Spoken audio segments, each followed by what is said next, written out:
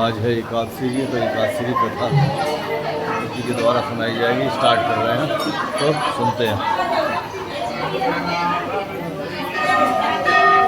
थोड़े से आगे बोलो, बस यहीं आ जाओ।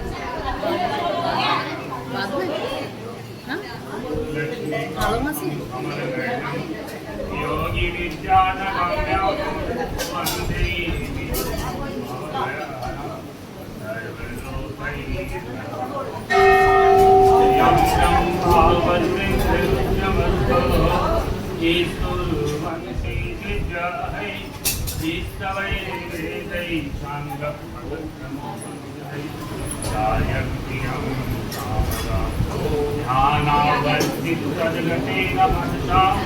पश्यन्ति यं योगिनो यस्यां तं न विदो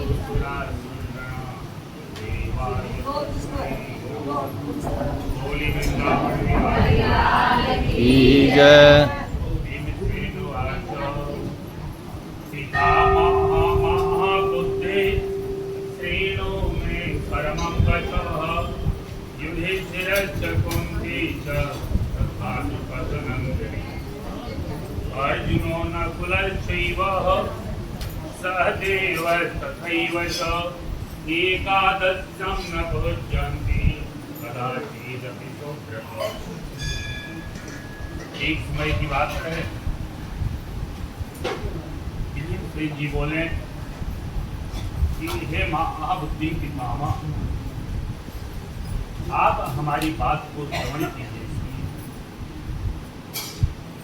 युधिष्ठिर, कुंती, द्रौपदी, अर्जुन, नकुल, सहदेव, ये सभी लोग एकादशी का भोजन नहीं करते और वे मुझसे नित्य कहते हैं कि हे विहीन, तुम भी एकादशी को भोजन मत किया। मैं उनसे कहता हूँ कि ये बात मुझसे उपभोग नहीं सहा जाता। मैं दान करूंगा और विधि पूर्वक केशव का पूजन भी करूंगा, परंतु बिना उपवास की एकादशी के व्रत का फल मुझे कैसे प्राप्त हो सके। भीमसेन का वचन को सुनकर के व्यास जी कहते हैं कि यदि स्वर्गोद्यमिष्टेन नरको निष्ठैव च। व्यास जी कहते हैं कि हे भीमसेन, अगर तुम्हें स्वर्ग अत्यधिक प्रिय लगे और नरक बुरा मालूम पड़े तो एकादशी के दिन को भोजन मत करो। भीमसेन बोले कि हे महाबुद्धि पितामह, मैं आपसे कहता हूँ कि एक बार भोजन करने से मुझे तृप्ति नहीं होती, तो उपवास मैं कैसे कर सकती हूँ। हे महामुनि, वृक्ष नाम का अग्नि सदा मेरे पेट में निवास करता है। जब बहुत सा अन्न खा जाता हूँ तब वह अग्नि शांत होती है। इसलिए हे महामुनि, मैं एक उपवास कर सकता हूँ जिससे मुझे स्वर्ग की प्राप्ति हो जाए। इस प्रकार एक व्रत को मैं विधि पूर्वक करूंगा, इसलिए निश्चय करके एक व्रत को बतलाइए जिससे मेरा कल्याण हो। युधिष्ठिर जी की बात को सुन करके व्यास जी बोले कि श्रोतास्ते मानवा धर्मा वैदिकाच श्रुताचयाः कलयोगे सत्यते कर्तु देवै नराधिप। व्यास जी कहते हैं कि तुमने मानव धर्म और वैदिक धर्म सुने हैं, परंतु कलयुग में उन धर्मों के करने की शक्ति मनुष्यों में नहीं है। सरल उपाय, थोड़े दहन और कर्म परिश्रम से महाफल प्राप्त होने की विधि में तुमसे कहता हूँ, उसे ध्यान देकर जो सब पुराणों का सार है, जो दोनों पक्ष की एकादशी का व्रत करता है, ऐसे मनुष्य कभी भी नरक में वास नहीं करते। व्यास जी का वचन को सुनते के बड़ी ऊर्जा वाले विद्वान पीपल के पत्ते की तरह कांपने लगे और डर कर बोले कि हे पितामह, मैं क्या करूं? मैं उपवास नहीं कर सकता, इसलिए हे प्रभु हो, बहुत फलदायक एक ही व्रत मुझसे कहिए। व्यास जी बोले कि वृष व मिथुन के सूर्य पर 12 महीना होता है, 12 राशि होती है। एक राशि पर सूर्य एक माह तक विचरण करता है। तो ये जो निर्जला एकादशी है, ये प्रायः वृष के सूर्य या मिथुन के सूर्य के समय में ही आती है। जो ज्येष्ठ मास के शुक्ल पक्ष की जो एकादशी है, इसका यत्न पूर्वक निर्जल उपवास करना चाहिए। इस एकादशी में स्नान और आचमन के सिवाय अत्यधिक जल निषेध है। आचमन का मतलब होता है कि इस तरह से हथेली को कर लीजिए और जितनी गड्ढा हो बस उतना ही आचमन के लिए प्रयोग।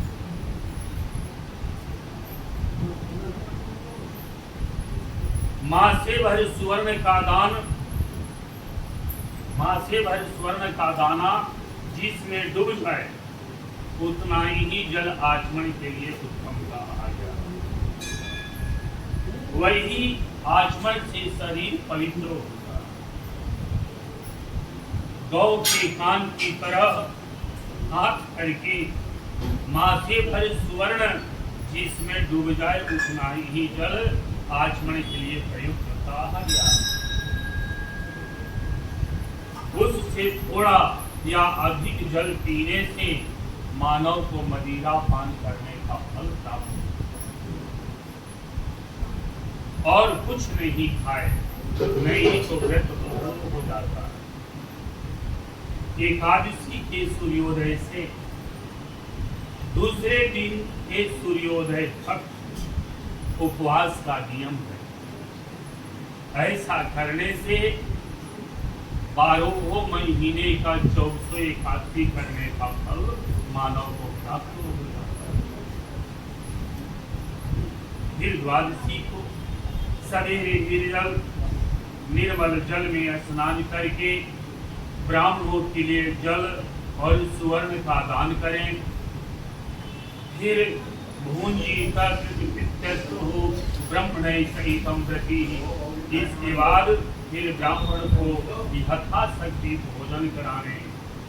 दिन से इस प्रकार व्रत करने से जो पुण्य होता है उसको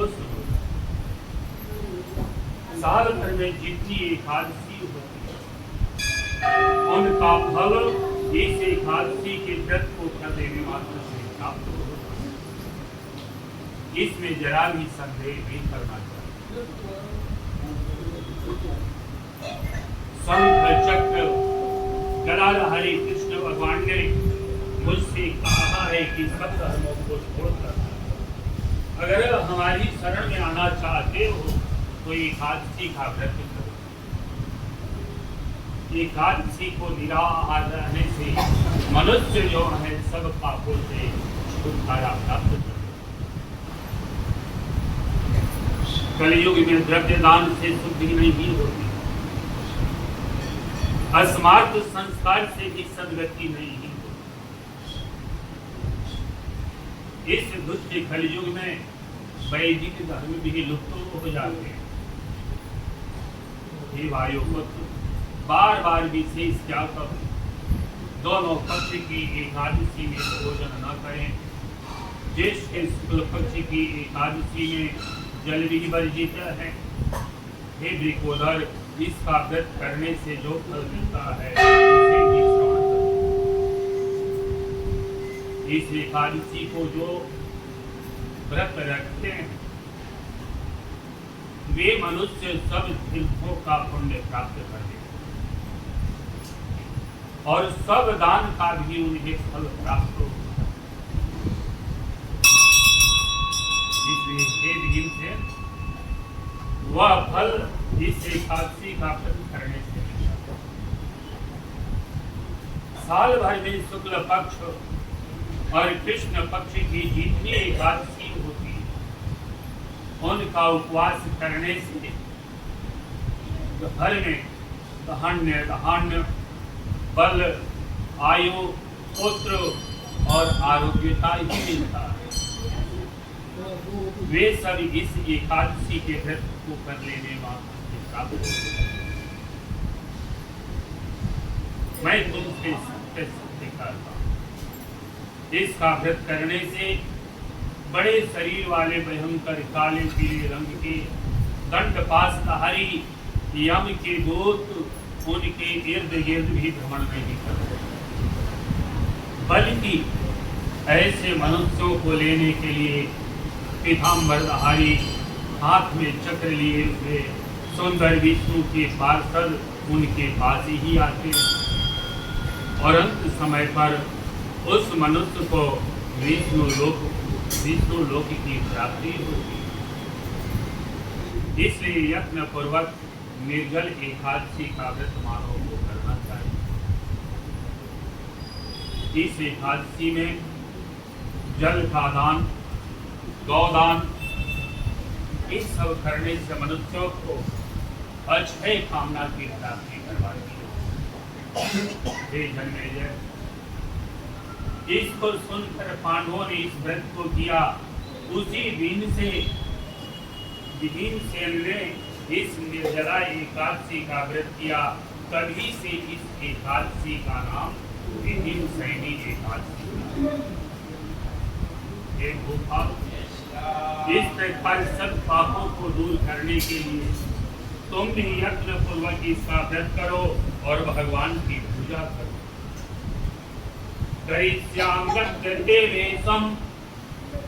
जलवर्जमुपोषणम भोज्ये परे न देवेश अनंत तव वासना। हे अनंत, हे देवेश, मैं आज आपका निर्जल व्रत करूंगा और दूसरे दिन पारण करूंगा। इस प्रकार मन में संकल्प करके इस मंत्र को पढ़कर सब पापों को दूर करने के लिए अपनी इंद्रियों को वश में करना चाहिए और श्रद्धा पूर्वक इस व्रत को करना चाहिए। स्त्री हो अथवा पुरुष हो, ये दोनों सुमेरु का मंदराचल पर्वत के समान भी अगर एकत्रित पापों हो तो इस एकादशी को कर लेने मात्र से नष्ट हो जाते हैं। ये महाराज जलदान और गोदान न कर सके तो कलश में वस्त्र लपेटकर उस पर सुवर्ण का थोड़ा सा दाना रखकर इस एकादशी को दान करना चाहिए। इस एकादशी के दिन स्नान, दान, जप, होम जो कुछ भी मनुष्य करता है वह सब अक्षय फल को प्राप्त, उसका कभी भी क्षय नहीं। यह बात भगवान श्री कृष्ण स्वयं अपने मुख से कहे। हे राजन, जिसने निर्जला एकादशी का विधि पूर्वक उपवास किया उसको और धर्म से क्या प्रयोजन, उसे अधिक और कोई व्रत करना नहीं चाहिए। एकादशी व्रत करने वाले भी मनुष्य सदैव विष्णु लोक में ही निवास करते। हे कुरुश्रेष्ठ, जो एकादशी के दिन सुवर्ण, अन्न, वस्त्र का दान करता है वह सब अक्षय हो जाता है। एकादशी के दिन जो अन्न खाता है वह जन्म जन्मांतर तक पाप हो। इस लोक में वह चांडाल होकर मरने के अनंतर बुरी गति को प्राप्त करता है।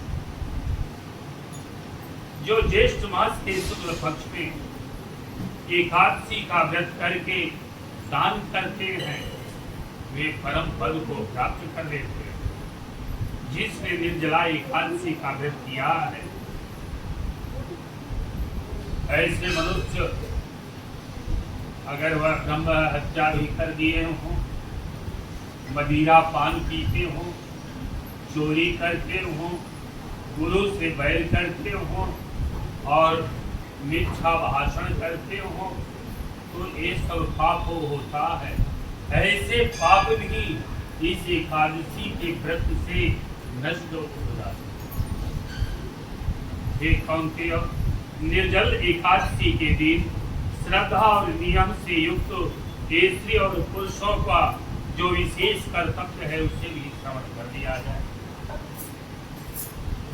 जलसाई भगवान का पूजन करें। जलसाई भगवान कौन है? भगवान विष्णु जल में निवास करते हैं, इसलिए उनको जलसाई कहते हैं। जल में ही शेषनाग की सैया पर शयन करते हैं। तो उनका पूजन करें और गोदान करें, अथवा अगर गोदान की सामर्थ्य नहीं हो तो भिन्नों का दान, गाय का घी भी दान करते हैं। ये धर्मधारियों में से अनेक तरह के मिष्ठान और दक्षिणा देकर ब्राह्मण को प्रसन्न करें। ब्राह्मणों के प्रसन्न होने से मोक्ष देने वाले भगवान भी प्रसन्न होते हैं। जिसने इसका व्रत नहीं किया उन मनुष्यों ने अपनी आत्मा से द्रोह कर लिया। वे पापी, दुराचारी और दुष्ट हैं और निसंदेह उनको सैकड़ों कुल दुराचारी ही होगा। और फिर जिस मनुष्यों ने शांति पूर्वक व्रत किया है, दान किया है और भगवान का पूजन किया है, उसने अपने समेत 100 पीढ़ी पूर्वजों को विष्णु लोक में लेकर चला जाता है। जो कोई उपवास करके रात्रि में जागरण करते हैं और निर्जला के दिन अन्न, जल, गौ, वस्त्र, सैया, आसन, कमंडल, छत्र, पाद त्राण इनका सुपात्र को दान देते हैं। सुपात्र किसके कहते हैं? ऐसे ब्राह्मण जो मदिरा पान न करें, वैश्यावृत्ति न करें, चाय चुगली न करें, ऐसे ब्राह्मण को ही दान देना चाहिए। वे सोने के विमानों में बैठकर स्वर्ग लोक को चले जाते हैं। जो कोई भक्ति से इस कथा को सुनते अथवा करते हैं, वे दोनों निसंदेह स्वर्ग लोक को चले जाते हैं। मनुष्यों को सूर्य ग्रहण में श्राद्ध करने से जो फल मिलता वह इस एकादशी को सुन लेने वाले से प्राप्त हो जाता। दातुन करके इसका नियम करें और अपने मन में इस प्रकार भावना रखें कि हे केशव, मैं आपकी प्रशंसा के लिए आचमन के सिवा और जल ग्रहण नहीं करूंगा। इस प्रकार नियम करना चाहिए। द्वादशी के दिन गंध, पुष्प, जल और दीपक से नारायण की सेवा करना चाहिए। वामन जी का पूजन करना चाहिए। विधि पूर्वक पूजन करने से और मंत्र का उच्चारण करने से देवताओं के ईश्वर, हे इंद्रियों के ईश्वर, हे संसार समुद्र से पार करने वाले, जल से भरे हुए कलश के दान करने से मुझको भी परम गति प्रदान करें। ऐसा कहकर ब्राह्मणों के लिए शक्ति के अनुसार कलश का दान देना चाहिए। एक हिम से अन्न, वस्त्र, छत्र, उपाना, फल युक्त कलश देने चाहिए और भी जो श्रद्धालु के दान देना चाहिए। जल और गौ का दान अवश्य करना चाहिए। फिर ब्राह्मण को भोजन कराकर मौन होकर स्वयं भोजन द्वादशी को करना चाहिए। इस प्रकार जो पवित्र और पापों को दूर करने वाली एकादशी का व्रत करता है वह सैकड़ों पापों से छूटकर परम पद को प्राप्त होता है। इन्हीं अभियानों के साथ ब्रह्म वैवर्त पुराण में ज्येष्ठ शुक्ला भीमसेनी एकादशी का महात्म्य पूर्ण होता है। तो बोले वृंदावन एकादशी महारानी ये माता रानी के बाद माता रानी के यहाँ प्रसाद हर एकादशी को गुरु जी कथा सुनाते हैं। कथा का समापन हो गया है। जय जय श्री राधे, जय जय श्री राधे। जय माता दी।